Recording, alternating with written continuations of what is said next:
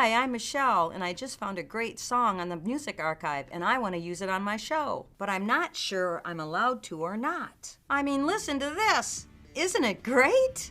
Copyright makes sure the artists can get paid for what they did. Most music, pictures, sound effects, and art of any kind is copyrighted, but it can make it hard for independent producers like me to find things that I can use. There are a lot of sites online, like the Free Music Archive, the Internet Archive, and Wikimedia, where people can post music, photos, videos, and other art to share. They tag their art with Creative Commons licenses that show you just what you can and can't do with their art. Here's a quick guide to the Creative Commons licenses and what they mean. This symbol means attribution. It means the creator wants to be credited for what they did, so make sure to give them a shout out in your credits. Like in these credits from a recent North Metro TV documentary. Non-commercial means that whatever program you use their music or art in, it can't make any money. No derivative works means you can share the song, photo, or whatever it is,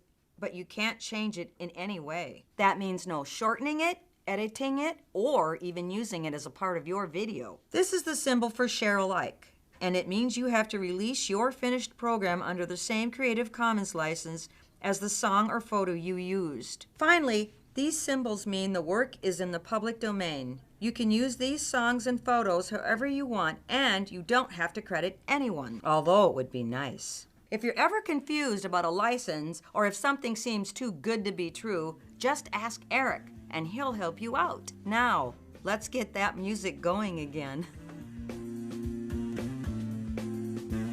Make sure to watch my show, Exploding Reality, on North Metro TV Public Access. And visit northmetrotv.com and click on Public Access to sign up for free classes or watch even more great tips and tricks videos.